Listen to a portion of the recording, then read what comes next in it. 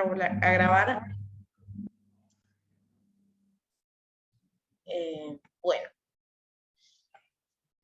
arrancamos por la unidad 4, ¿les parece? ¿O qué dicen? Era de...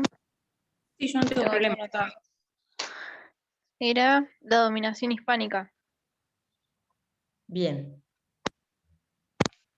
Claro, porque depende la cátedra por dónde arrancar. Bien. La unidad 4, que de la cátedra, ¿cómo se llama esto? Para la cátedra 2 y la 3, ya en realidad eso arranca desde la 2. Bueno, arrancamos viendo un poco de cómo eran las instituciones en la dominación hispánica, en la colonia de España acá en América. Bueno, supongo que habrán visto un poco de esto de la ley de Indias y demás, y a su vez empezamos a ver cómo fue, ¿no? Cómo empiezan a entrar en conflicto las ideas coloniales, ¿no? Acá podemos ver, digamos, por un lado, quizás ¿cómo decirlo? Existían, digamos, ideas que tenía España como sus colonias, como imperio respecto a la organización del Estado y demás, y eso empieza a chocar con las ideas liberales de la Ilustración y las revoluciones burguesas, como era la Revolución Francesa o la independencia de Estados Unidos. Quizás si alguno está viendo sociología también verán estos temas de la Revolución Francesa y demás, y habrán visto esta cuestión de que a partir de que ocurren las revoluciones burguesas y se empieza a instalar el capitalismo como sistema económico y político, empiezan a aparecer ideas que tienen más que ver con, las ideas del liberalismo clásico, que tienen más que ver con, las diferentes formas de organización, con estados que sean representativos republicanos, con poner en el centro no a la religión, sino a la persona, al hombre, en ese momento se referían así, y en eso a su vez cambia la idea de cómo organizar el Estado. Lo que está en pugna principalmente es esto, cómo organizar la sociedad, cómo organizar el país, cómo organizar la colonia. Digamos, España tenía muy una idea de la monarquía, de hecho España hasta el día de hoy sigue siendo una monarquía a pesar de que tiene parlamento y demás, existía esta idea de la monarquía y sus colonias.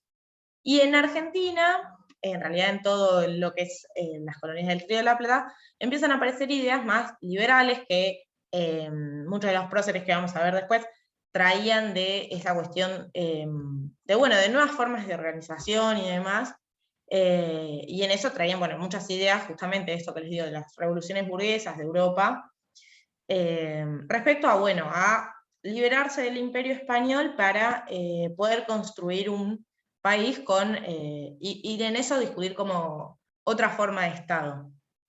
Esto a su vez estaba acompañado no solo por una cuestión política, ideológica, que tiene un peso muy fuerte, sino también por una cuestión económica, ¿no?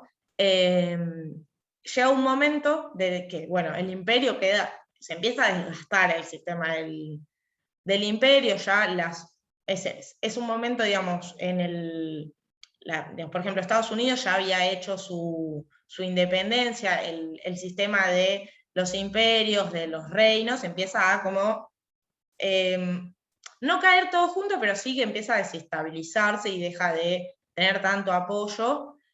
Y esto ¿por qué es? Además de por esta cuestión ideológica, también es por una cuestión económica, es una cuestión de, para las clases dominantes criollas argentinas, le generaba un problema el no poder comerciar por fuera de lo que imponía España. Esta cuestión económica de, poder liberarse España para poder comerciar, por ejemplo, con Inglaterra o con otros países, también tiene mucho que ver en cómo es como la víspera de la Revolución de Mayo. Justamente esto que les decía, entonces se rompe el marco político tradicional y se empieza a consolidar un Estado revolucionario. ¿Por qué le decimos Estado revolucionario?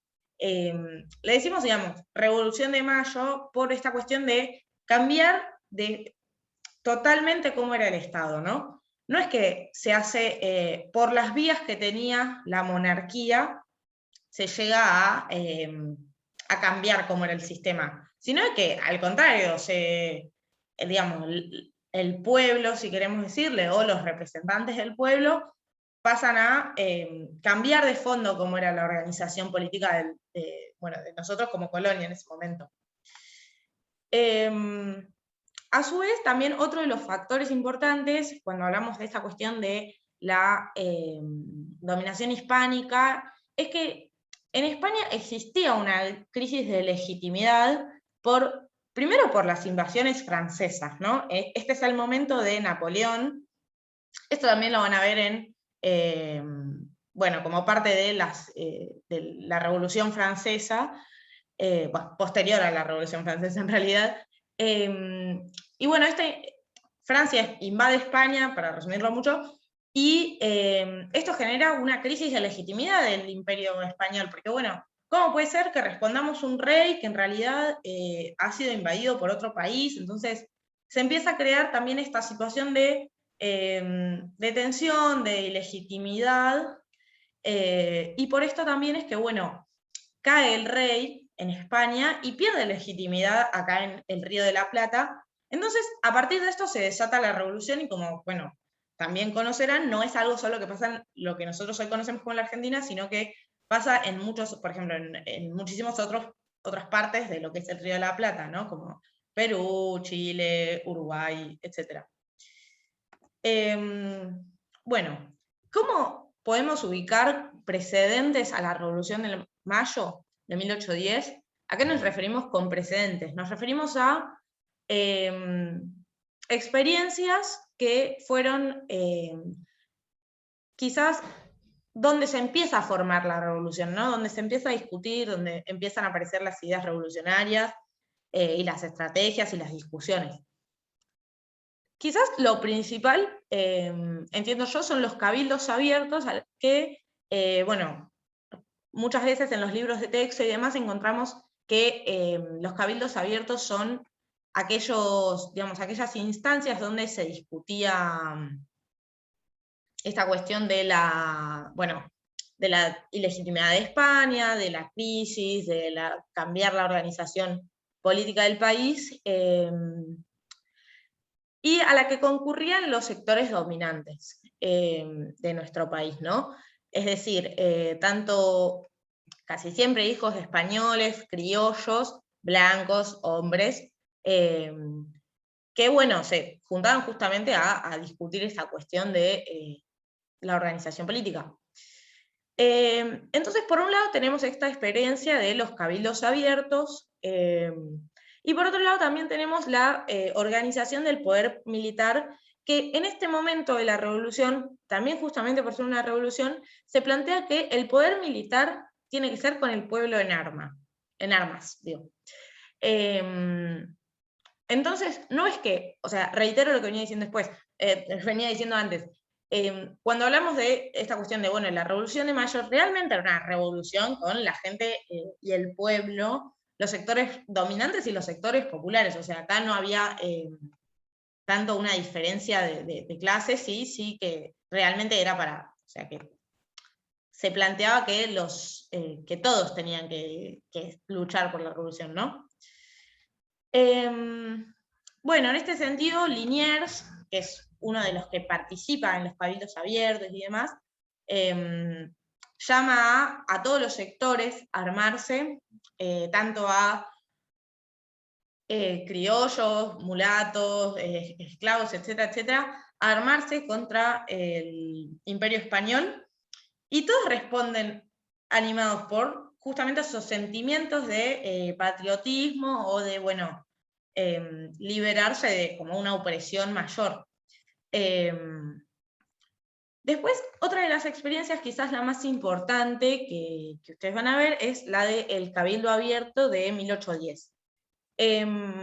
¿Para qué se convoca este Cabildo Abierto? Bueno, se convoca justamente para analizar cómo era la situación en Europa, y lo que tiene muy interesante es que, como ya dije, los cabildos abiertos eran una instancia mucho más de las clases dominantes, de los criollos, de los intelectuales.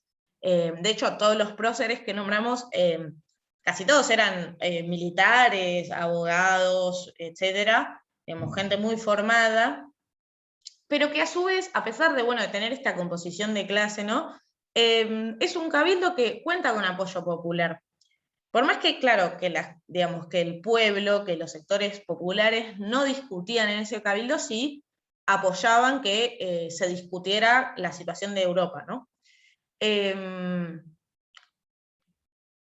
alienta a la convocatoria, además de, bueno, estos sentimientos de patriotismo, es que el virrey pierde apoyo militar y los jefes militares patriotas alientan que se convoque el cabildo abierto?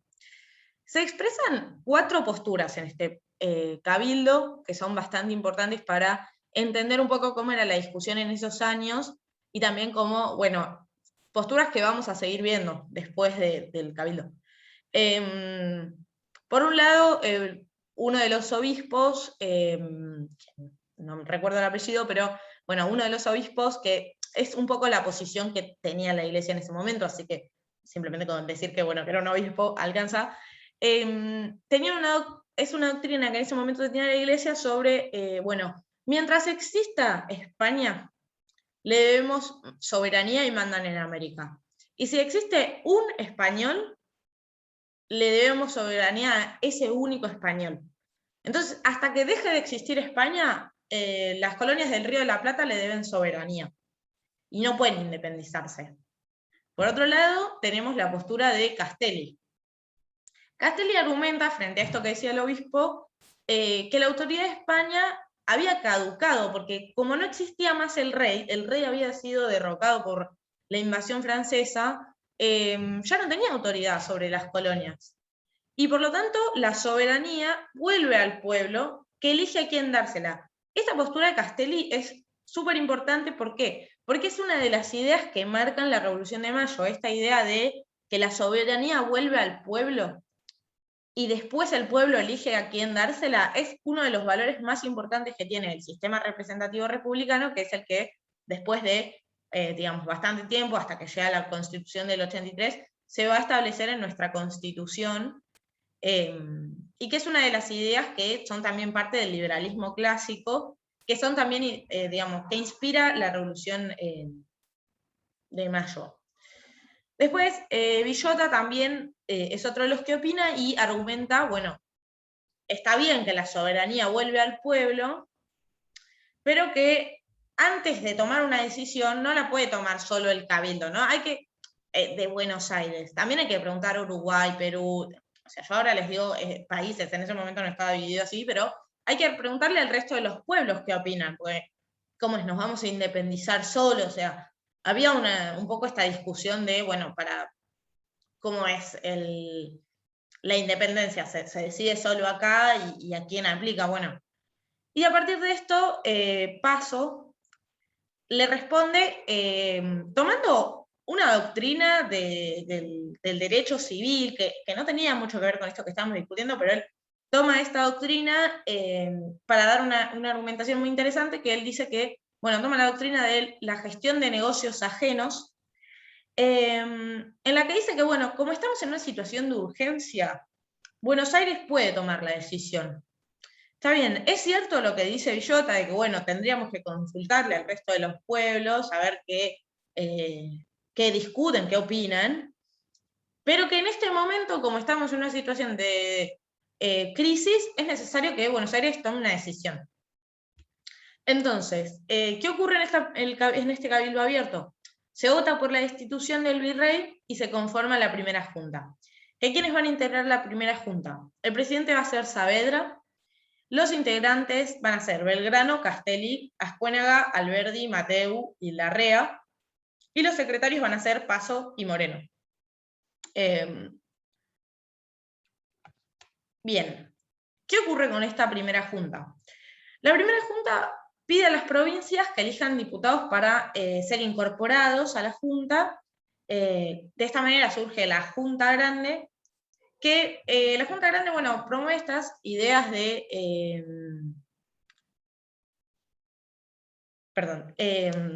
de independencia, que reconoce las ideas de... reconoce la autonomía de las provincias e impulsa una política económica más proteccionista y de poder desarrollar la región y demás. Esta junta luego se divide en el primer triunvirato, que va a ser algo así como un poder ejecutivo, podríamos decir, que va a tener 3 miembros, que van a ser Zarratea, Chiclana y Paso. Sería como 3 presidentes juntos. Y a su vez, además de que exista el primer triunvirato, va a estar la Junta Conservadora, que va a ser también algo parecido a un poder legislativo. ¿Qué ocurre con esta Junta Conservadora?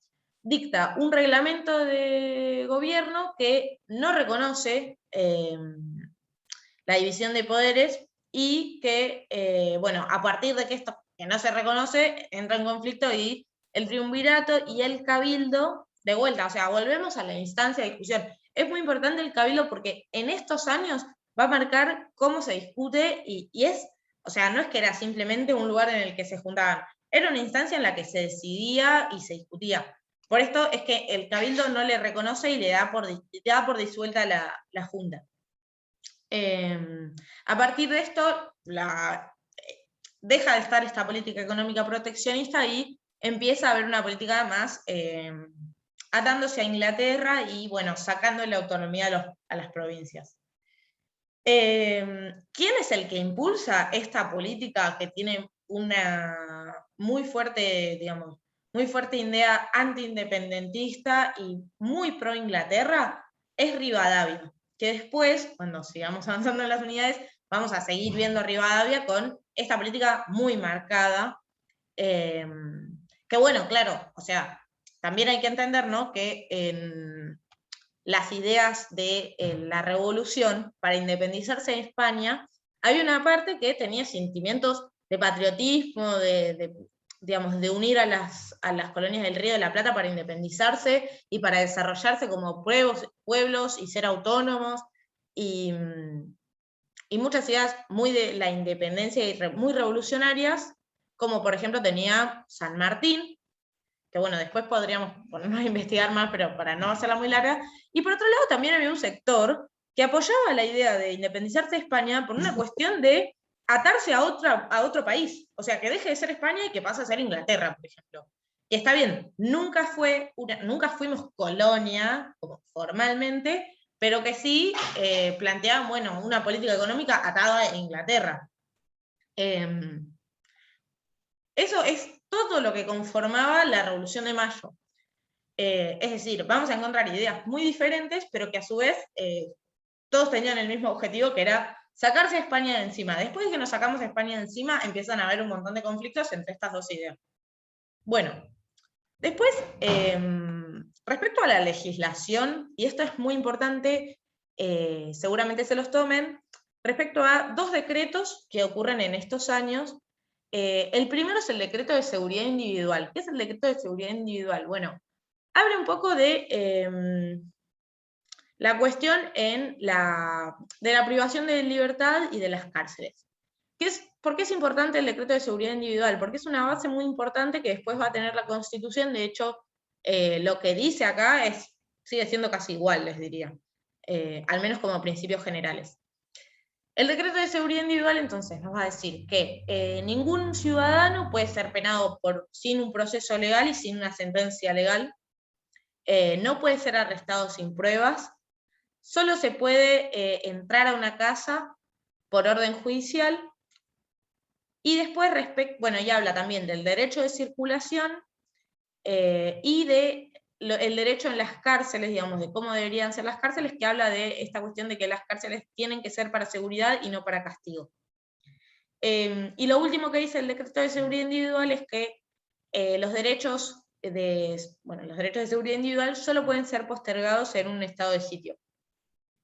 Y el segundo decreto es el decreto de libertad de imprenta, que es, algo que ahora conocemos más como libertad de prensa o libertad de expresión, En este decreto lo que se decía es que, bueno, todas las personas tienen derecho a publicar sin censura previa. Es decir, ¿qué es la censura previa? En ese momento, o al menos hasta el momento de este decreto, el Estado podía revisar las publicaciones de un diario, una gaceta. Imagínenselo ustedes ahora con medios de comunicación como la televisión, la radio, el internet, etcétera, que se pudiera revisar antes de que vos puedas sacar una nota, un informe, lo que sea. El Estado tenía que ver qué es lo que vos publicabas y decir si estaba bien, si estaba mal, o qué había que sacar o qué había que corregir. Eso se prohíbe. Entonces, ¿qué pasa? El Estado puede censurar, sí, pero después de la publicación y, bueno, teniendo argumentos. Una vez publicado, sí se puede, entonces, denunciar. ¿En qué casos? Cuando afecta a un tercero. Cuando afecta un derecho de un tercero, se puede, censurar, pero después de la publicación, ¿no? Lo único que sí se admitía como censura previa es lo que tiene que ver vinculado a la religión. Bueno, obviamente esto ya cambió, ahora la censura previa no existe de ninguna manera, pero bueno, en ese momento sí todo lo que tenía que ver con la religión se podía censurar. ¿Vamos bien hasta ahí? Me vengo explicando bien. No sé si alguno vio otra cosa, tienen algo que haya faltado, quieran contar. Si no, sigo. Bueno, ahí Zoom me acaba de avisar que se va a cortar, pero cualquier cosa entramos con el mismo link y seguimos. No sé si alguno quería decir algo.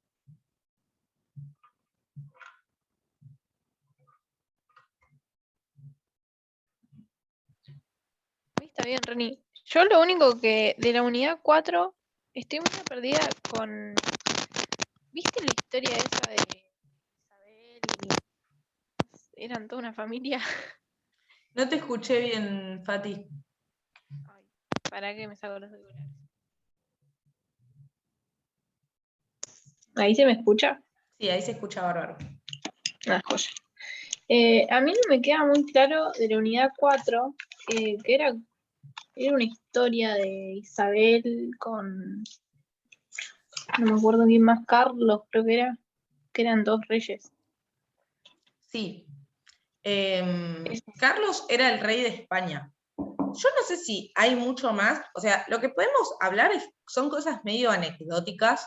Yo lo que les digo que es importante del rey de España, que quizás sea lo más importante para saber, para entender por qué ocurre la independencia acá en Argentina, bueno, acá en el Río de la Plata, es que cuando nosotros, digamos, después de la Revolución Francesa, en España, Napoleón, que en ese momento estaba en Francia, no era como si fuese, digamos, el que encabezaba el ejército francés y demás, invade España.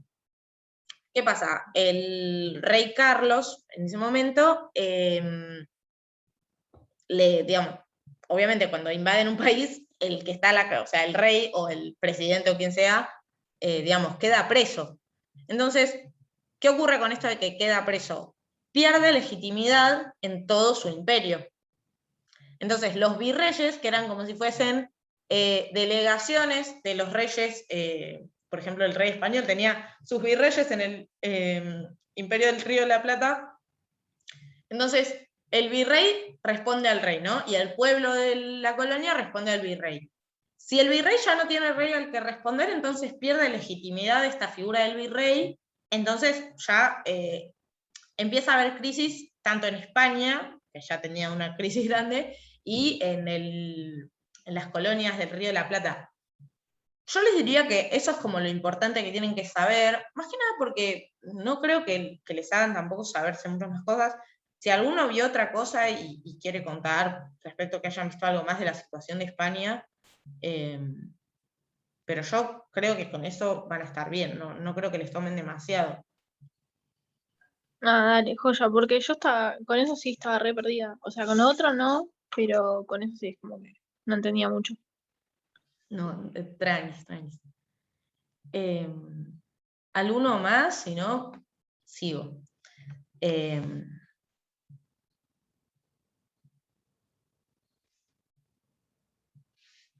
Bueno. Después, bueno, tenemos la asamblea del año 13, ¿no? ¿Qué ocurre? Se forma un segundo triunvirato que lo integran Álvarez Jonte, Rodríguez Peña y Paso. Paso vuelve a estar en el triunvirato, como se dan cuenta. Sacan un decreto que forma una asamblea, que van a existir en esta asamblea dos bandos diferenciados. Por un lado vamos a tener la parte de San Martín, que como les decía hoy, San Martín tiene una idea muy independentista, muy de independizarse de España y de todos, o sea, de hacer que incluso no solo de independizarse, sino también de que todo lo que es lo que era colonia del Río de la Plata se una, y que no, o sea, esto de que nos dividimos en países es bastante contrario a lo que pensaban algunos de los próceres de ese momento, como por ejemplo San Martín, Bolívar, Artigas y demás. Alvear tenía más una idea anti-independentista. ¿A qué me refiero? No de no independizarse de España, pero sí de, por ejemplo, esto que hablábamos hoy más temprano respecto a Rivadavia, de sacar un imperio y poner otro. Entonces, era muy pro Inglaterra en ese momento él. Efectivamente, esto tiene que ver también con intereses propios económicos. Bien, vamos a la obra legislativa de la Asamblea. ¿Qué ocurre en esta Asamblea? En principio era una asamblea que se quería declarar la independencia y crear una constitución. Ninguna de estas dos cosas va a pasar este año. Recuerden, esta asamblea es de 1813. Y acá hay diferentes posturas en la historiografía. Por un lado, algunos tienen la idea de que fue una asamblea revolucionaria porque se procedía sin el virrey y se asumía la soberanía del pueblo. Y para otros, bueno, fue simplemente propaganda interior, porque nunca se cumplió ninguno de los objetivos y se sancionaron algunas leyes que tampoco se aplicaron. ¿Qué más? Bien, ¿qué se declara entonces? Si no se declara ni la independencia ni la Constitución, pero hay obra legislativa. Por un lado, se declara la autoridad y la soberanía de las Provincias Unidas. Acá se separa de cargos públicos a los españoles. Esto es muy importante, ¿no? Porque piensen que hasta ese momento los españoles habían ocupado todos los cargos públicos de las Provincias Unidas, del Río de la Plata, y ahora se los separa, se los saca de ahí, y los diputados que estaban en esa asamblea pasan a ser diputados nacionales. Bien, también se crea una moneda propia y se declara el 25 de mayo como una fiesta cívica. Que de hecho sigue siendo una fiesta cívica, ¿no? ¿Qué más? Bien, se declara la igualdad entre la ley. Acá hay una cosa muy importante que también va a ser parte de la Constitución del 53, que es respecto a los esclavos. Es una ley que no termina con la esclavitud del todo, pero sí habla de la libertad de los hijos de esclavos y la abolición de la esclavitud. Entonces, digamos, la esclavitud verdaderamente va a terminar con la Constitución, pero esto es muy importante porque además piensan que en muchísimos otros lugares del mundo los esclavos existieron por mucho tiempo más, y en Argentina ya en 1813 teníamos una ley de abolición de la esclavitud. ¿Y qué más? También, conforme a estas ideas del liberalismo político, habla de extinguir los títulos, los títulos de nobleza y los tributos. ¿Qué significa esto? Que no exista título de rey o de noble, o por una cuestión de sangre. ¿Qué más? Bueno, se prohíbe la tortura mediante, instrumentos y tormentos. Se extingue el Tribunal de Inquisición. Se reglamenta cómo se va a administrar la justicia y las secretarías del Estado. Y como medidas económicas podemos hablar de la compraventa de los artículos extranjeros, que debe hacerse mediante comerciantes nacionales. El Poder Ejecutivo puede vender inmuebles, bienes inmuebles del Estado. Bueno, también acá hay eso no es tan importante. Lo que más importante acá respecto a las medidas económicas es que habla de la libre exportación de harinas, granos, oro y plata. Y bueno, y acá también habla de justamente esto de, bueno, el oro y la plata como explotación minera para la inversión extranjera. Entonces, acá ya podemos identificar parte del modelo agroexportador, que acá ya empieza como la exportación de, por ejemplo, harinas y granos, que es algo que en la Argentina producimos mucho hasta el día de hoy. Bien, ¿qué más ocurre en esta asamblea?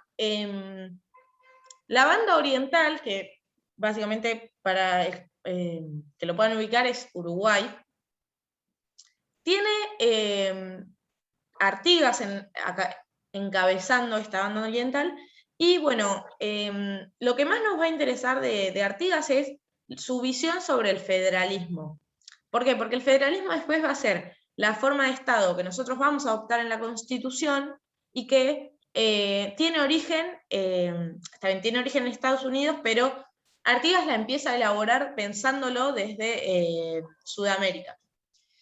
Bueno, se está por cortar. Cualquier cosa, entren al mismo link y seguimos. Cuando hablamos de esta cuestión de la retroversión de la soberanía, Artigas lo que dice es que no es al pueblo en abstracto, sino que es a los pueblos del virreinato que debían unirse a través de un pacto federal. Entonces, convocan al Congreso de las Tres Cruces para que el pueblo oriental decida qué postura tomar en la asamblea. Bueno, y acá Artigas plantea dos posturas: por un lado, unirse, ahí voy a poner para seguir trabajando. Bueno, entonces acá lo importante de esta cuestión del federalismo que plantea Artigas es que piensa el federalismo como algo realmente, es decir, plantea esto de que el pueblo del Congreso de Tres Cruces tiene que discutir, es decir, que el pueblo, y con el pueblo acá no es que él se refiere nada más a los que vamos a conocer después como los próceres, sino que realmente habla de, bueno, de los sectores más populares, de los mulatos, de los que eran esclavos, de absolutamente todos, como parte de la discusión de la independencia, y como parte de la discusión en general, ¿no? Que también el federalismo tiene un poco de esto de, bueno, que no sea nada más el poder central el que discute. Entonces, a partir de eso se elaboran las instrucciones de Artigas, que él habla de, bueno, por un lado declarar la independencia de España, habla de organizar el Estado, y acá es donde él, bueno, tiene esta idea del federalismo, habla de la autonomía de las provincias, de un Estado que reconozca la autonomía de las provincias, y bueno, el Estado se tiene que ocupar de cuestiones de interés general, y las provincias de lo que es interés para sí, y se reservan todo el poder que no han delegado. Esto lo vamos a ver después en la Constitución del 53, y eso siguió así toda la historia de nuestra Constitución. Siempre fue una Constitución federal. ¿Por qué es federal? Porque las provincias tienen autonomía, y todas las facultades que no delegan en el Estado, o sea, todas las funciones que las provincias no le dan al Estado para que haga, se ocupan las provincias, y el Estado no puede venir a decir qué hacer con esas facultades. Y a su vez, Artigas habla de organizar al gobierno. Él plantea la organización republicana, que significa esto, que haya división de poderes, y habla de que la capital no esté en Buenos Aires. También, bueno, habla de la libertad civil, de la independencia religiosa, y bueno, de la habilitación de los pueblos y la libre circulación de personas y mercadería. Esto es un poco, quizás, me parece importante, no tanto por Artigas en sí, pero sí porque va a ayudar mucho a entender después como el carácter de nuestra Constitución. Y bueno, acá hay en esta asamblea, bueno, se hablan de proyectos constitucionales, por más que después no se va a sancionar ninguno concretamente, y nos falta bastante tiempo todavía para que se sancione la Constitución, pero sí es importante porque esto va a sentar bases para las constituciones, la Constitución del 53. Hay 3 proyectos que son unitarios y uno federal. Bueno, el proyecto de la comisión oficial habla de la creación de un directorio, un poder legislativo bicameral, con un senador por provincia, bueno, que exista una Corte Suprema del Poder Judicial, que la religión católica sea la oficial del Estado. No contiene ninguna norma provincial porque justamente se opone al federalismo, es una constitución unitaria.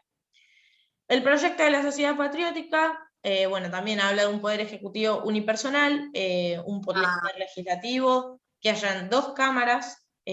Perdón, Karen, querías preguntar algo. Estamos hablando de que sería como la Constitución del 19, pero no tenía carácter de Constitución, perdón. Claro, son proyectos constitucionales. Esto todavía no es la Constitución del 19, Claro, sí va a que ser digo, bases para la Constitución. Sí, perdón. querían que que haya una monarquía. Es Sí. esta, ¿no? Sí. Ahí va. Sí.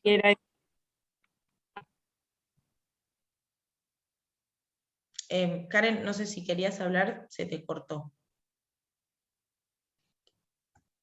No, te decía que gracias. Perdón, se estaba saqué. No pasa nada. Entonces, ¿esto no sería la Constitución de 1819 todavía? No. Ahora vamos a la Constitución del 19, si les parece. Bueno, tenemos entonces los 3 proyectos constitucionales unitarios, son bastante parecidos entre sí. Hablan de esto de la división de poderes, de la concentración del poder en el Buenos Aires, en la capital, y no delegan ningún poder a la provincia, a las provincias.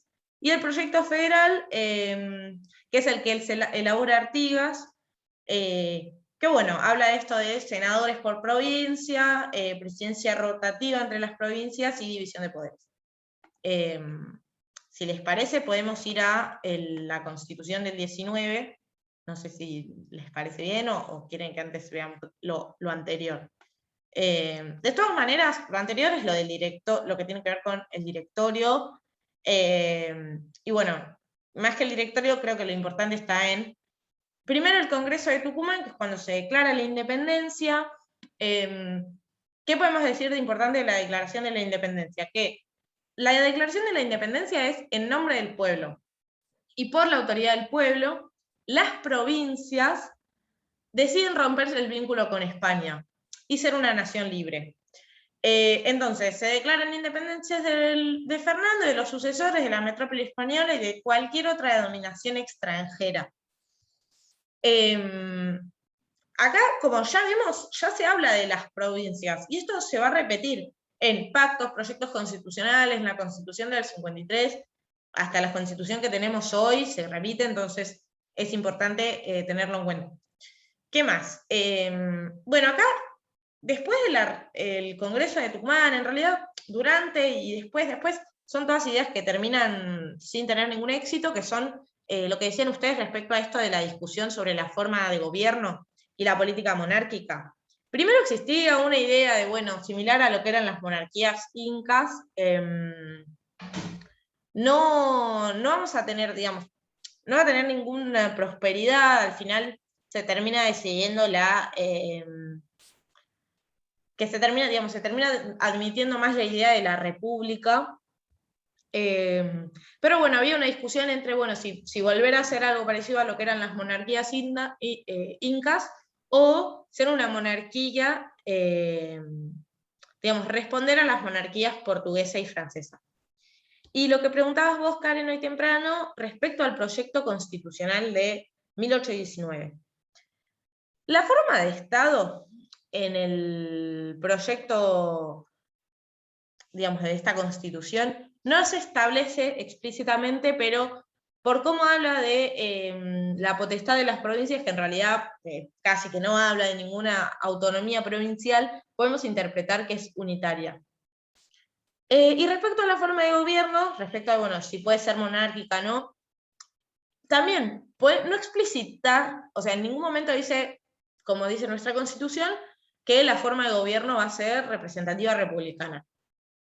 Pero no puede ser tampoco monárquica, o sea, no podríamos interpretar que habla de una monarquía porque no hay rey. Algunos autores se refieren a que esta Constitución es monárquica y, o sea, o admite la posibilidad, pero en realidad, por ejemplo, Torres Molina y otros docentes de la materia siempre han dicho que no, en que en realidad no podríamos interpretar que es una Constitución monárquica porque no hay rey. y como sí podríamos interpretar que, que la forma de gobierno es republicana. ¿Por qué? Porque establece periodicidad de los mandatos, bueno, porque establece la responsabilidad y juicios políticos a los mandatarios, porque habla de la igualdad de los ciudadanos y la división de poderes. Todas estas características en una monarquía no existen, entonces no podríamos pensar que el proyecto constitucional de 1819 es monárquico. Bueno, ¿qué más? Después nos va a hablar respecto al poder legislativo, que sea bicameral, como lo es ahora, digamos, que nosotros hoy tenemos una Cámara de Senadores y una Cámara de Diputados. Ya desde este momento se discutía de esa manera. Respecto al Poder Ejecutivo, se habla de un director de Estado, y respecto al Poder Judicial, también una institución muy similar a lo que hoy es la Corte Suprema de Justicia de la Nación, que era la Alta Corte de Justicia. Y también, bueno, establece que la religión católica es la religión oficial del Estado. Bueno, ¿qué ocurre con esta Constitución? En 1820, con la batalla de Cepeda, se le pone fin a este proyecto constitucional, se disuelve el directorio del Congreso, se forma la provincia de Buenos Aires y se termina de derrotar ahí sí la política monárquica, ¿no? ¿Por qué podemos decir, digamos, más allá de esta cuestión de la batalla de Cepeda y demás, lo vamos a volver a ver cuando veamos lo que es el proyecto constitucional de 1826, que es que siempre que, o sea, esos intentos de establecer constituciones unitarias, en nuestro país nunca han sido posibles porque está muy arraigada la idea del federalismo por una cuestión de que son justamente las provincias las que discutían la Constitución. Entonces, o sea, casi imposible pensar que las provincias, totalmente en contra de sus intereses, van a firmar una Constitución que no les beneficia en absolutamente nada, que todo lo contrario, les hace perder todo su poder y toda su autonomía para dársela a la capital. Más o menos hasta ahí lo de la Constitución del 19. No sé si se entiende, si quieren que sigamos con otro tema, con la Constitución del 26, ustedes dirán.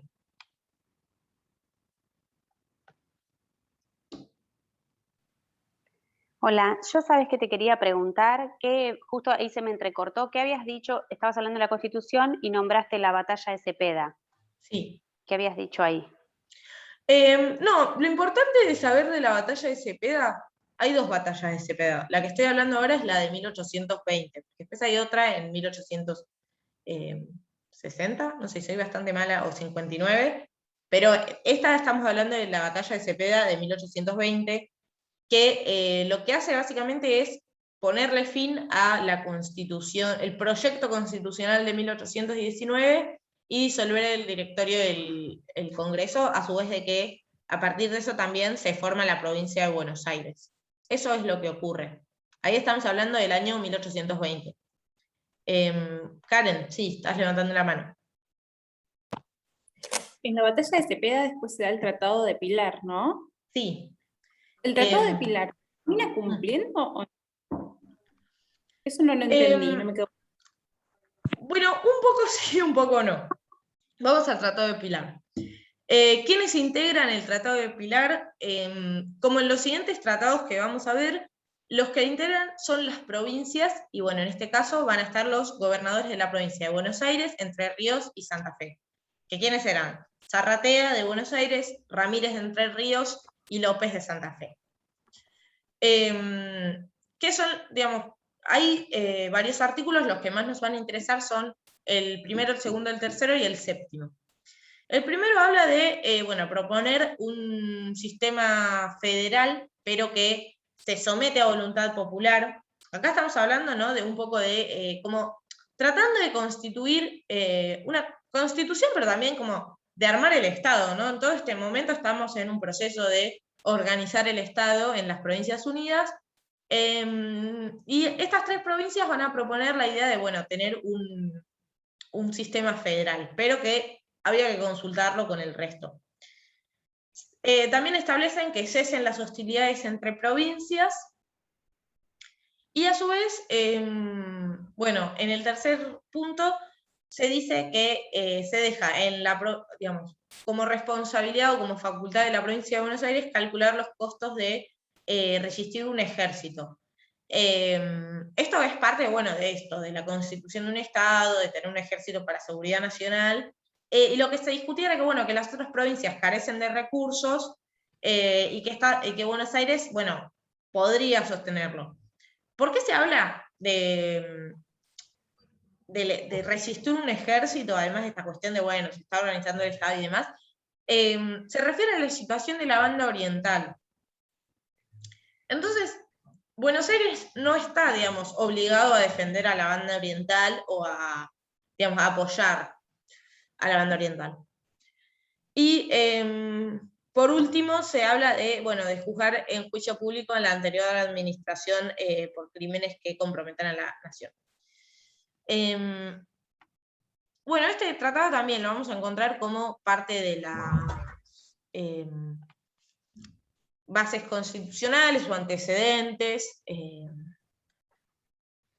Bien, después de este tratado, empieza a aparecer, o sea, podemos hablar de un periodo de organización institucional de la provincia de Buenos Aires.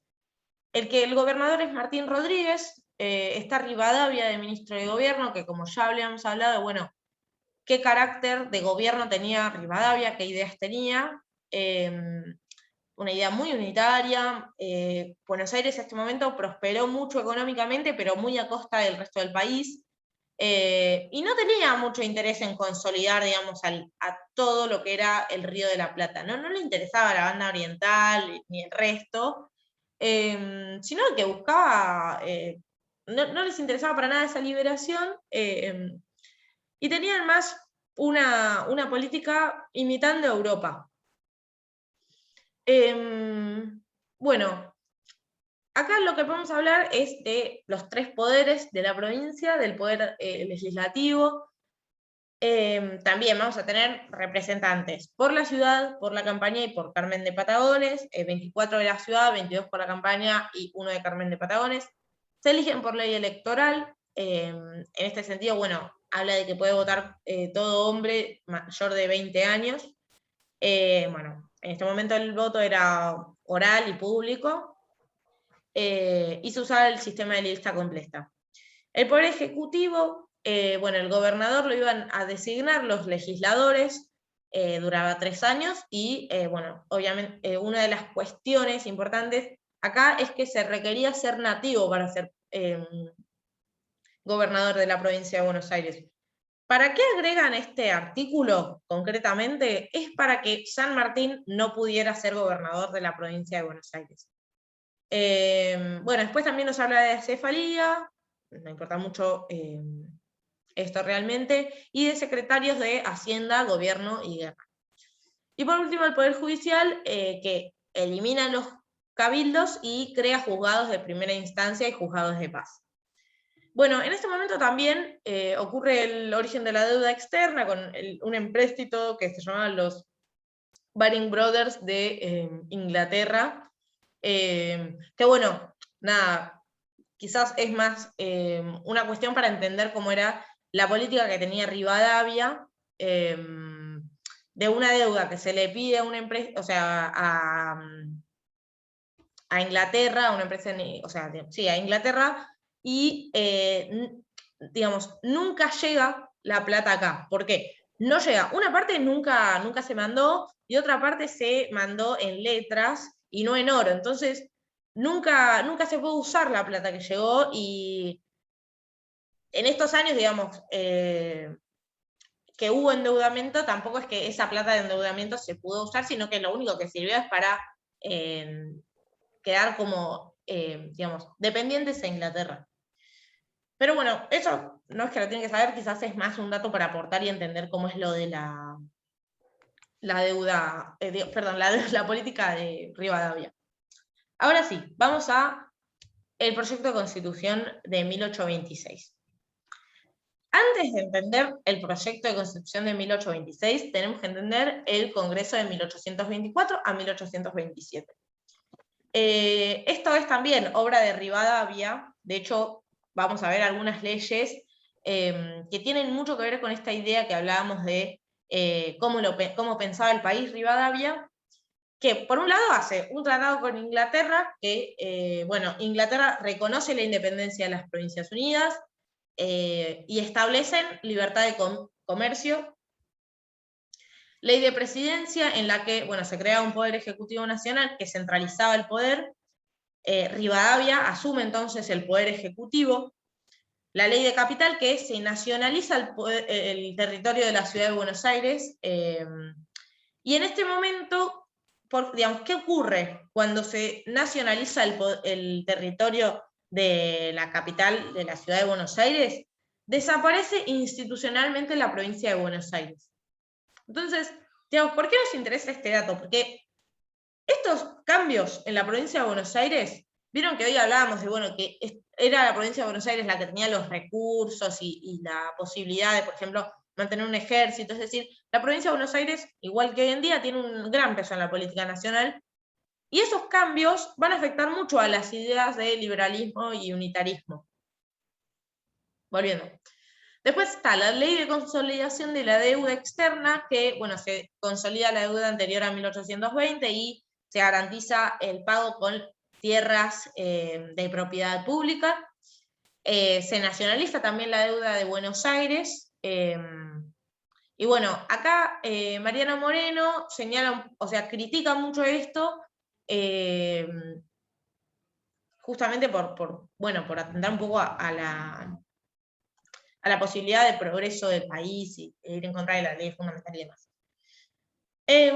Y la ley de enfiteusis, que, bueno, entrega también la tierra del territorio a los sectores dominantes, que, bueno, consolida un poco el poder de lo que hoy podríamos hablar como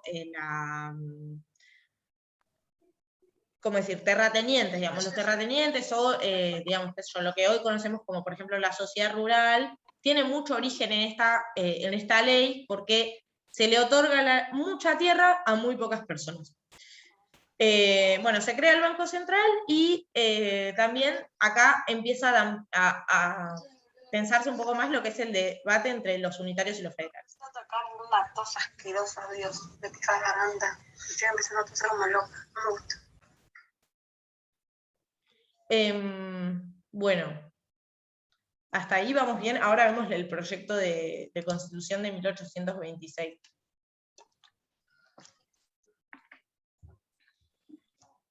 Bueno, ¿qué características va a tener el proyecto de Constitución de 1826? Por un lado, como forma de Estado, va a poner la forma unitaria. En esto no se tiene en cuenta el voto de las provincias, ¿no? Como que se establece esa forma y todo lo demás lo pudieron discutir las provincias, menos la forma unitaria, ¿no?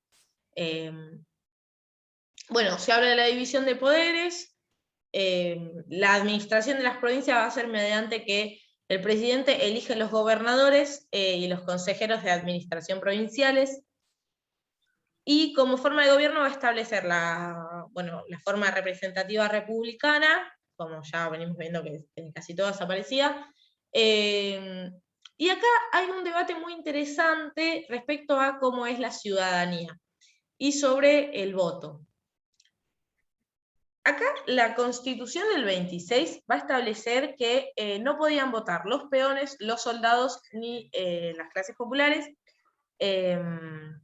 Y en este sentido, Dorrego va a, bueno, que después vamos a seguir hablando de Dorrego, ¿no? Más adelante, critica toda esta Constitución Dorrego, digamos, critica la forma de Estado, critica la administración de las provincias, y hace una crítica muy grande a esto de la ciudadanía, porque sale en defensa del voto popular Dorrego, digamos. Dice que los unitarios querían que, él la llama una aristocracia del dinero, literalmente lo llama así, porque, digamos, querían que votara nada más las clases dominantes o los sectores más ricos de la población, digamos, y querían dejar afuera de la política a los sectores más populares, como por ejemplo los peones de campo y los soldados, con un argumento de voto calificado, ¿no? De bueno, esta gente no está instruida, no sabe, su voto puede ser muy manipulable, así que no puede votar. Argumento que justamente Dorrego critica. Y en este momento es que el Partido Federal comienza a perfilarse como un partido popular, y que justamente son los peones de campo, los soldados y las clases populares las que empiezan a referenciar a Dorrego y al Partido Federal como como su representación política. Bueno, en este momento, bueno, de vuelta, existe una batalla que está por un lado Quiroga, por otro lado La Madrid. Quiroga, el federal, vence a La Madrid y las provincias vuelven a organizarse federalmente, entonces esta constitución nunca llega a ser aprobada. Pero bueno, ¿por qué es importante tanto la constitución del 19 como la del 26? Que por más que no todo va a ser igual en la constitución del 53, de hecho muchas cosas, como por ejemplo esto que decíamos de la ciudadanía o de la forma de Estado unitaria, no van a estar en la constitución del 53, pero por ejemplo la división de poderes,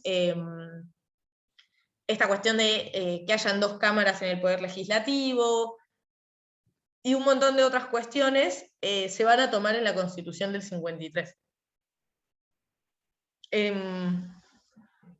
Bueno, después también está la guerra con el Brasil, que no, o sea, no sé si tiene mucho sentido como detenernos muchos en eso, para que no se nos vaya tampoco la hora en eso.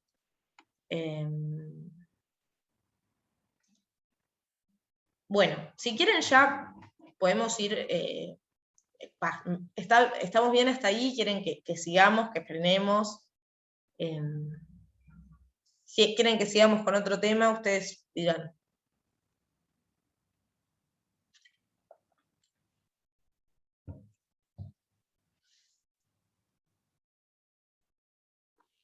Después de esta constitución, ¿saltamos a la del 53 o quedó una en el medio? No, lo que hay en el medio, importante para saber, es, bueno, está la guerra con Brasil, fusilan a Dorrego, algunos datos así quizás importantes para saber cómo es la llegada de Rosas al poder como gobernador de la provincia de Buenos Aires. Bueno, como contaba esto, bueno, se elige a Dorrego como gobernador de Buenos Aires. En la guerra con el Brasil, los ingleses obligan que la provincia pague y tienen que hacer un tratado de paz. Bueno, le hacen un golpe Lavalle le hace un golpe de estado a Dorrego, que era gobernador de Buenos Aires, y lo mandan a fusilar a Dorrego. Esto, bueno, es importante por 2 cuestiones. Primero que fusilen a Dorrego, que era el hombre más importante en ese momento, o el más referenciado del Partido Federal, también hace un poco a lo que hace Rosas después. No sé si me explico bien, pero genera consecuencias, ¿no? O sea, esto pasó un montón de veces en la historia, y lo vamos a ver durante toda la materia claramente, bueno, que en algún punto, si vos atacás directamente a un hombre muy importante de un partido político, ese partido va a reaccionar, de alguna manera, y va a ir peor incluso. O sea, en estas tensiones de la política, que ocurrió eso, bueno, los fusilan a Dorrego también por no solo por la situación de la guerra con el Brasil, sino por cómo él pensaba y qué política proponía. Bueno, y esto también hace un poco a cómo reacciona Rosas después. Y lo otro que nos va a interesar del golpe de Estado de Dorrego es la posición que tiene la Convención Nacional. ¿Por qué es importante esto? Porque se declara al golpe como anárquico y sedicioso. Estas son las palabras que se usan.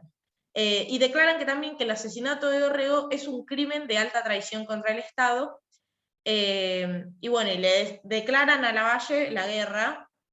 Lavalle, bueno, se ve obligado a parlamentar, se restablece la legislatura y eligen a Rosas como gobernador. Ahora, ¿qué es lo importante de esta posición, más allá de toda esta cuestión histórica? Que es la primera y lamentablemente única vez que un órgano legalmente constituido del Estado desconoce un gobierno de facto. Después lo vamos a ver, pero la justicia y demás órganos siempre han reconocido normalmente a cualquier gobierno de facto cuando llegan los golpes de Estado. Bueno, nada. Gobierno de Rosas, en el año 1831 se hace el Pacto Federal de 1831, perdón, lo dije 2 veces. Participan Buenos Aires, Santa Fe, Entre Ríos. Este pacto rige las relaciones entre las provincias y a su vez es muy importante porque, bueno, también cuando se derrota la Liga Unitaria se aprueba para todas las provincias y es un antecedente, el más importante que tiene la Constitución del 53. ¿Qué hace el Pacto Federal? Rectifica los tratados anteriores.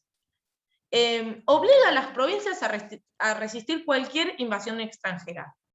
Se liga contra cualquier otra invasión, cualquier agresión de otra provincia. También se comprometen a no hacer tratados sin consultar a las demás provincias. Obviamente sí, tampoco pueden rehusar a que una provincia haga un tratado si no perjudica a las provincias que son parte del Pacto Federal. Y también se hablan de algunas cuestiones como de convivencia, de que ninguna persona puede agredir a otra por ser de otra provincia, no se puede dar asilo criminal en otra provincia, hay libre circulación en ríos y puertos, se prohíben las aduanas entre provincias, los derechos en todas las provincias son iguales. ¿Qué más? Para aceptar otra provincia dentro del Pacto Federal, todas deben consentirlo. Si se ataca una provincia, las demás tienen que auxiliarla, es decir, ir en ayuda. Por último, que hasta que se establezca la paz pública, se crea una comisión representativa con diputados provinciales, y que esta comisión puede celebrar tratados de paz, declarar la guerra, dar órdenes al ejército, e invitar a las demás provincias a unirse. Después sigue el gobierno de Rosas, el segundo mandato de Rosas ejerce con la suma del poder público, es decir, con la responsabilidad de los 3 poderes, el ejecutivo, el legislativo y el judicial. Acá no quiero extenderme mucho, pero quizás algunas cosas que marcaron este segundo gobierno de Rosas, que tiene más una idea más proteccionista de la economía, más del desarrollo interno, una ley de aduana en la que justamente lo que intenta es beneficiar a la producción interna en el país, desarrollar áreas de la producción que no estaban desarrolladas. También la política de tierras a favor de la producción interna y en contra de estos terratenientes que concentraban el poder de la tierra. Eso principalmente. Quizás eso ayuda un poco a entender cómo es después lo de los bloqueos a Rosas y demás. Pero bueno, no quiero extenderme mucho a eso, y si quieren ya pasamos a la Constitución del 53. Díganme ustedes igual si les parece o si no. Por mí sí. Genial. Bien. ¿Cuáles son los pactos preconstituyentes? Perdón, ¿alguien dijo algo? No, sí, que va muy bien. Genial. Después tenemos el Acuerdo de San Nicolás, que es otro de los pactos preconstituyentes. Después de que, cae Rosas, asume Urquiza, se reúnen los gobernadores de la mayoría de las provincias, que los invita a Urquiza, los convoca a Urquiza, declaran que el Pacto Federal es la ley fundamental de la República y que se ha llegado a un estado de paz y tranquilidad. ¿Y para qué necesitamos el estado de paz y tranquilidad? Para poder sancionar la Constitución. Después, hay otros tratados, pero esos van a ser los principales para poder establecer la Constitución. ahora sí, vamos a ver la Constitución del 53.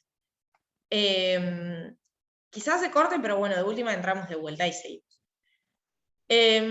Vamos a tener otras fuentes, como por ejemplo las bases de Alberdi. Alberdi redacta un libro en el que él habla de bases constitucionales, se inspira mucho en la Constitución de Estados Unidos, y también tenemos bueno, algunos artículos que tienen, son muy parecidos a los que tienen Chile y Brasil. ¿Qué estructura tiene la Constitución del 53? Tiene la estructura clásica, es decir, se divide en dos partes. Una parte es la dogmática, que habla de las declaraciones de derechos y garantías, y la parte orgánica con cómo van a ser las autoridades de la Confederación y la división de poderes. Entonces habla de cómo es la estructura del gobierno nacional, con su poder legislativo, ejecutivo y judicial, y los gobiernos provinciales. Bueno, después, nos habla de, tiene un preámbulo la Constitución, lo sigue teniendo, pero ¿qué es el preámbulo, no? El preámbulo es la declaración que motiva y da fundamento a la Constitución, es decir, es el porqué de la Constitución. Va a trazar algunos objetivos, que entre ellos va a estar, bueno, constituir la Unión Nacional, afianzar la justicia, consolidar la paz interior, promover la defensa común y el bienestar general, asegurar los beneficios de la libertad. Bueno, estos objetivos son bastante amplios, son algo como medio, no sé si abstracto, pero sí muy amplio, pero son fundamentales para interpretar y entender la Constitución, porque marcan los valores que tiene la Constitución. Y a su vez habla de destinatarios, y acá es muy importante porque habla de, bueno, dice, para nosotros, para nuestra posteridad y para todos los hombres del mundo que quieran habitar el suelo argentino. Entonces, acá es muy importante que no habla de ciudadanos. La Constitución no es solo para los ciudadanos de la Argentina, es para todos los que habiten la Argentina, para los extranjeros también. Y a su vez tiene una pretensión de futuridad, o sea, tiene una pretensión de mantenerse en el tiempo. La Corte Suprema de Justicia, que es el órgano, o sea, lo sigue siendo, el órgano que es el último intérprete de la Constitución, habla de que el preámbulo no forma parte de la Constitución, no es una norma constitucional, pero que sí tiene una función interpretativa, y que la interpretación de la Constitución es, bueno, es dinámica, porque justamente los valores y la sociedad cambian, pero que tiene la posibilidad la Constitución de ser entendida de manera dinámica. Bien, vamos a la primera parte, que es la Declaración de Derechos y Garantías. Establece la forma representativa republicana de gobierno, la forma de gobierno representativa republicana y la forma de Estado federal. Después, sostiene el culto católico, nos va a hablar que el gobierno federal sostiene el culto católico. Esto no se contrapone con otros artículos que tiene la Constitución, como el de libertad de culto, o bueno, también más adelante se va a sancionar el artículo de la Convención de los Pueblos, en este momento también está el artículo que ahora ya cambió, sobre la conversión de los pueblos originarios al catolicismo. Bueno, se establece la capital en Buenos Aires. En este momento Buenos Aires todavía no era parte de la Confederación, pero esto es como un guiño que se le hace a Buenos Aires para que vuelva a ser parte de la Confederación. Después nos va a hablar de la conformación del Tesoro Nacional. El Tesoro Nacional es básicamente el presupuesto que maneja el Estado, que se compone por derechos de importación y exportación de las aduanas, contribuciones que impone el Congreso a la población, y la deuda que sea autorizada por el Congreso y solamente para urgencias o para empresas de utilidad nacional. Después nos habla, como parte también de esta cuestión del federalismo, de la autonomía de las provincias. ¿Qué es la autonomía de las provincias concretamente? Bueno, nos habla de que dictan su propia constitución, que debe ser aprobada por el Congreso, y que debe ser subordinada a la Constitución Nacional. Bueno, tiene que tener obviamente el sistema representativo republicano de gobierno, tiene que administrar la justicia, tiene que ocuparse de reglamentar el régimen municipal y también ocuparse de la educación primaria. Bien, ¿qué otras competencias tienen las provincias entonces? Como decíamos hoy temprano, las provincias conservan todo el poder que no le delegan al Estado Nacional. Entonces, ¿cuáles son las atribuciones de las provincias? ¿Qué pueden hacer las provincias? Todo lo que no dice la Constitución. Y todo lo que dice, el Estado Nacional solo puede hacer lo que le dice la Constitución. Siguiente.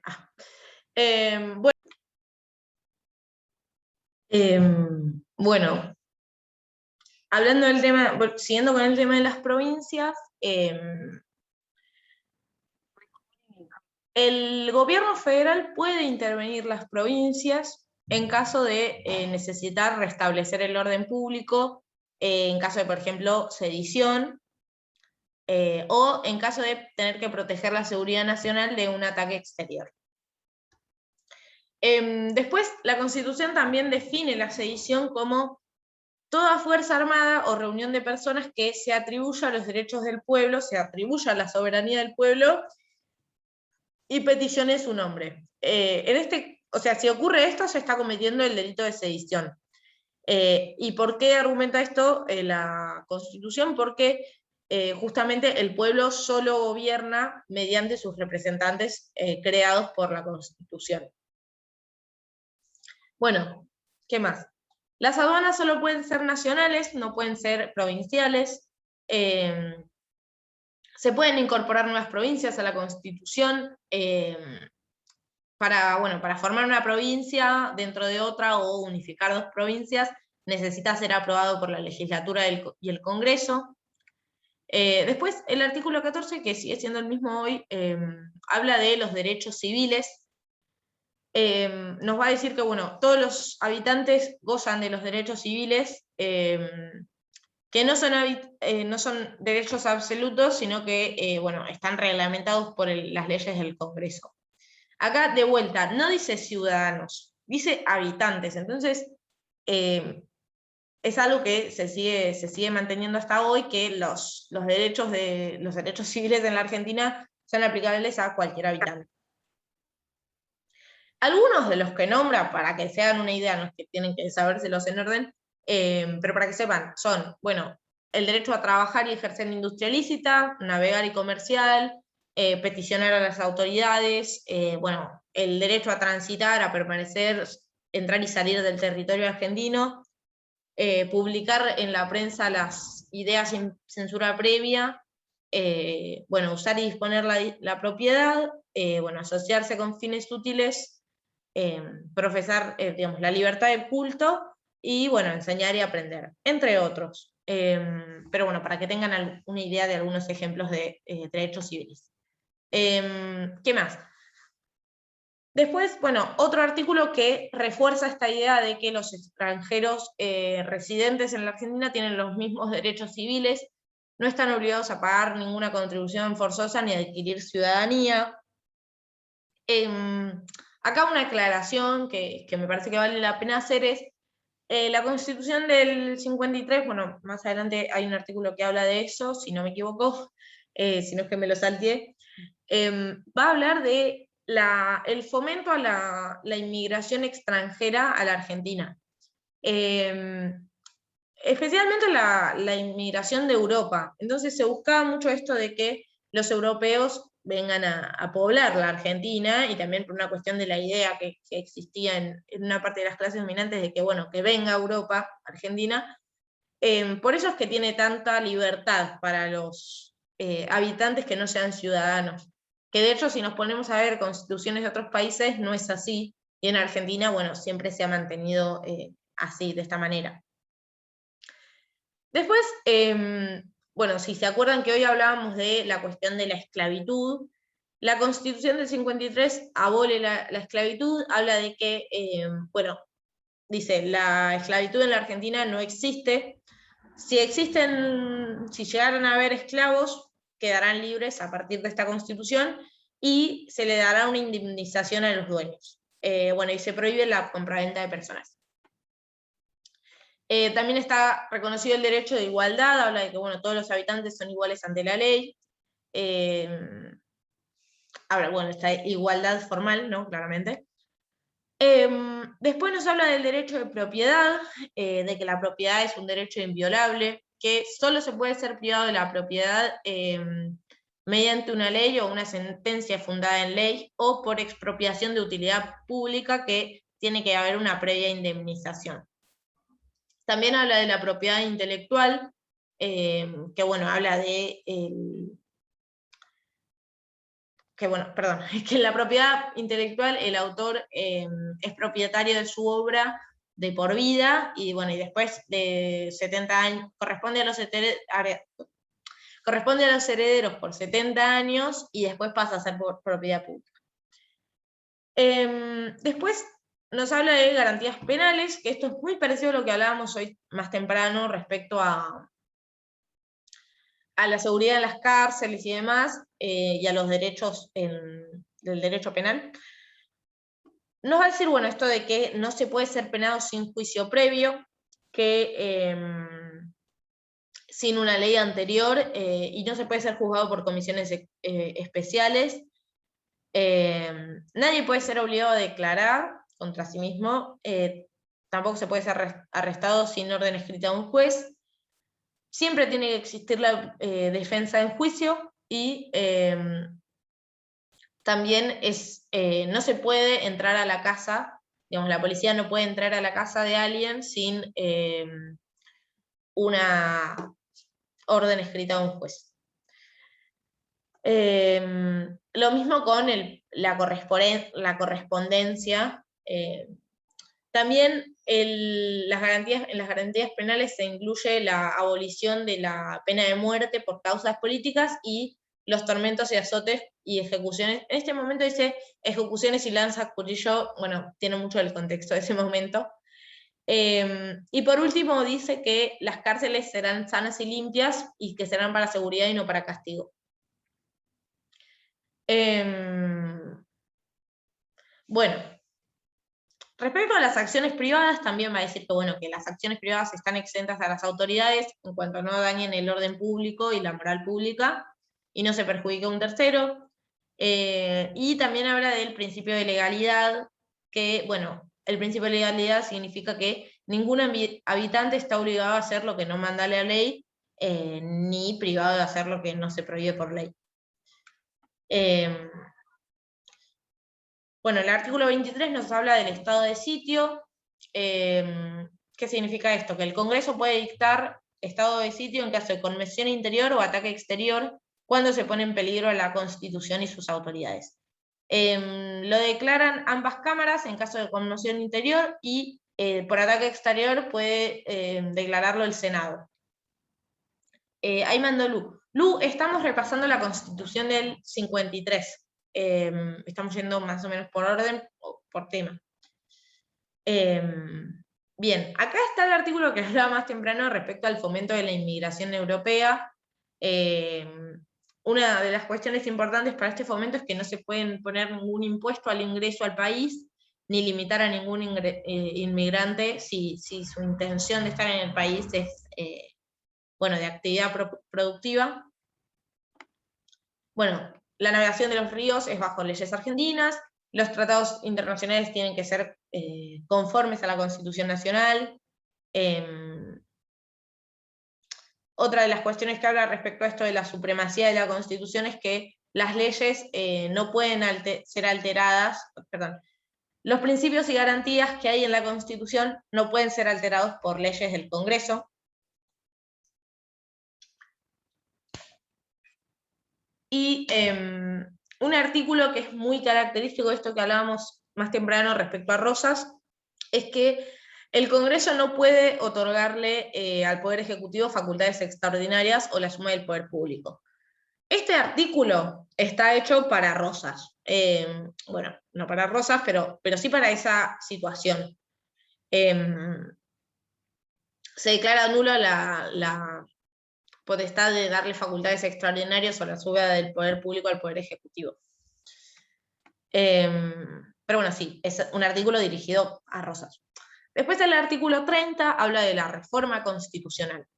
No establece ningún límite para reformar la Constitución, lo único que dice es que tienen que pasar 10 años desde su jura a bueno, tienen que pasar 10 años para que se pueda reformar. Es decir, que es temporalmente inmodificable. Después esto termina por no ser así, al final se modifica antes.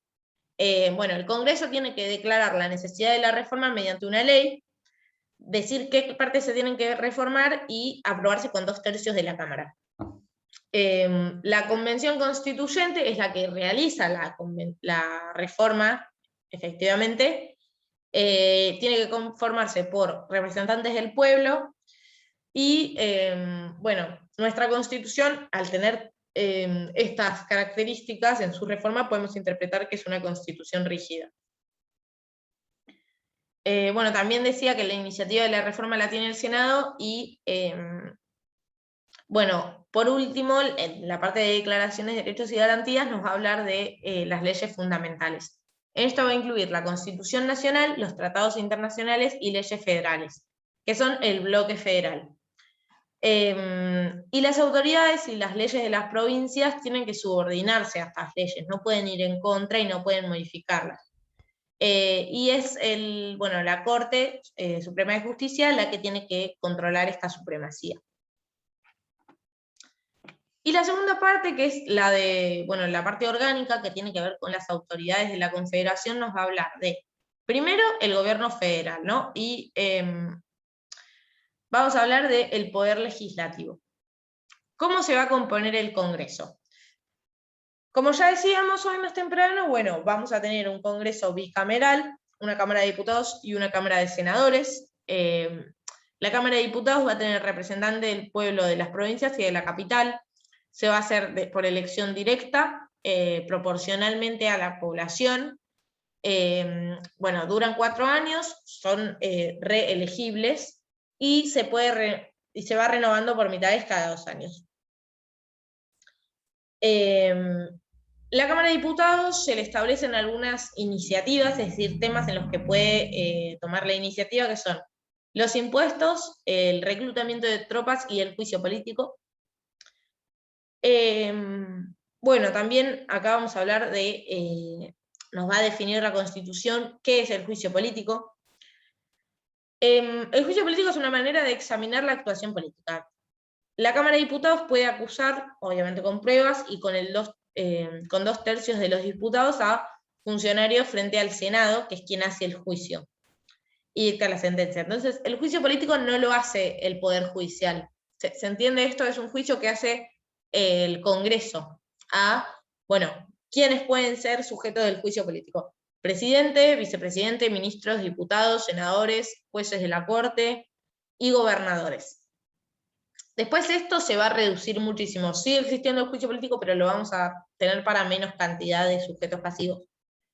Y las causas, algunas pueden ser traición a la patria, concursión o mal desempeño, malversación de fondos públicos, violación de la Constitución, etc.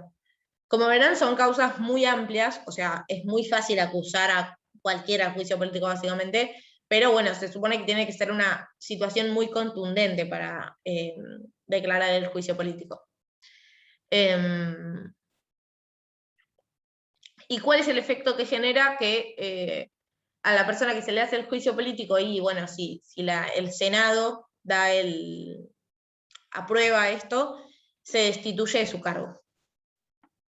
Bueno, el Senado. El Senado es una representación más igualitaria de las provincias y la capital. Cada provincia tiene 2 senadores, y se eligen en las provincias mediante la legislatura y en la capital por voto indirecto también.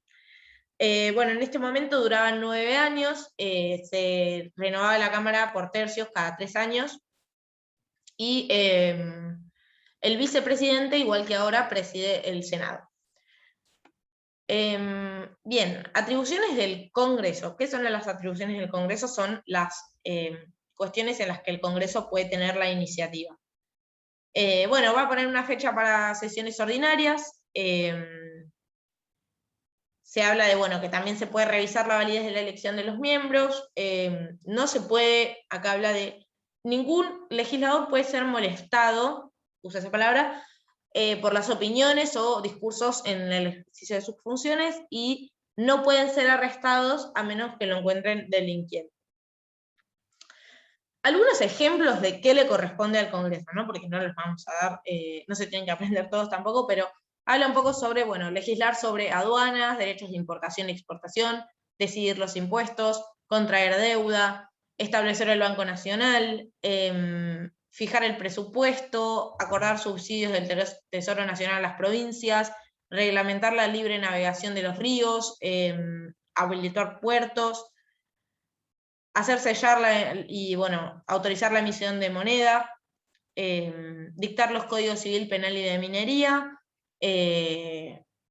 establecer tribunales inferiores a la Corte Suprema, admitir o rechazar una renuncia del presidente, aprobar tratados, bueno, autorizar al Poder Ejecutivo en caso de declarar la guerra, declarar el estado de sitio en el caso de conmoción interna y, bueno, ejercer la legislación exclusiva en todo el territorio de la capital y de la Confederación, y bueno, y sobre cualquier otro territorio que adquiera el Estado federal. Hasta ahí, poder legislativo. Sobre el poder ejecutivo. Es unipersonal, hay un presidente de la Confederación, nos va a hablar de la acefalía. La acefalía es cuando falta el presidente. Hay diferentes casos. Uno es el de la enfermedad o ausencia de capital, en la que lo reemplaza el vicepresidente, o en el caso de muerte, renuncia o destitución, el vicepresidente completa su mandato. En caso de destitución, renuncia o inhabilitación del presidente y el vicepresidente, el Congreso determina qué funcionario termina con el mandato. Tiene como requisito ser católico, dura 6 años, no puede ser reelecto, se elige mediante voto indirecto, la capital y las provincias elegirán, digamos, mediante una junta de electores que votan el presidente y el vicepresidente. Quienes tengan mayoría absoluta son proclamados vicepresidente y presidente. Y en caso de no llegar a mayoría absoluta, el Congreso decide entre los dos más votados. ¿Cuáles son algunas de sus atribuciones? La administración general del país, bueno, hacer reglamentos o decretos para ejecución de las leyes, es el jefe de la capital, participa en la votación y promulgación de leyes, nombra a los jueces de la Corte Suprema. Hay un mando Lu que se retira, no te preocupes, Lu, no hay problema. Bueno, convoca sesiones extraordinarias del Congreso, inaugura las sesiones del Congreso, nombra a los embajadores, puede indultar, extinguiendo penas, puede, bueno, recauda las rentas, etcétera, etcétera. La verdad, declara la guerra, por ejemplo, también. Bueno, ¿qué más? El Poder Ejecutivo tiene ministros del Interior, Relaciones Exteriores, Hacienda, Justicia, Culto de Instrucción Pública, Guerra y Marina. En este momento, como verán, los ministros estaban nombrados. Eso después cambia y no se nombran más los ministros del Poder Ejecutivo, simplemente los decide el Congreso. Pero en este momento los ministros estaban nombrados. Bueno, y también esto, los ministros pueden concurrir a las sesiones del Congreso y discutir, pero no tienen voto. Respecto al Poder Judicial, ya lo último que vemos, bueno, es ejercido por la Corte Suprema de la Justicia de la Nación, tiene 9 jueces y 2 fiscales, no tienen plazo de duración y tienen como requisito ser abogado. Como vemos, es el poder menos democrático. Bueno, sus competencias son, les corresponde, bueno, decidir las causas regidas por la Constitución, las leyes de la Confederación y tratados internacionales. La Corte Suprema ejerce su jurisdicción por apelación, es decir, este es un recurso extraordinario. Y ejerce, bueno, en casos, por ejemplo, de causas entre 2 provincias, por ejemplo, ejerce una competencia de forma originaria y exclusiva. Respecto a los gobiernos de las provincias, también, bueno, habla de que las provincias se rigen por sus propias leyes, eligen sus autoridades, sin intervención del gobierno federal. Como decimos, bueno, esto es parte un poco de lo que sería el federalismo que establece la Constitución. Hasta ahí la parte orgánica. No sé si queda alguna duda, la verdad que estamos hace un montón de tiempo, pero si queda alguna duda la respondemos o podemos seguir, bueno, por el grupo de WhatsApp. No sé cómo están ustedes, quizás ya estén muy cansados, de última. Podemos ir cortando o como ustedes digan. Yo te quiero agradecer un montón. Rindo el martes, hice como un repaso, yo había estudiado bastante, pero quería más o menos tener más en claro los temas. Así que te agradezco mucho. Gracias, me retiro. Bueno, chicos, dale. Bueno, nos estamos viendo y cualquier duda que tengan, manden al grupo de WhatsApp y nos vamos ayudando por ahí. Así que bueno, les mando... Hola, sí. yo con el repaso que viste hasta recién, como que tipo me sacaste todas las dudas. Te lo súper agradezco. Bueno, buenísimo, me alegro de que haya servido. Bueno, cualquier cosa me escriben al privado o manden al grupo y los ayudo y muchos éxitos en el parcial también. Así que bueno, les mando un beso y ya me retiro. Dale, Arana, igualmente. Nos vemos.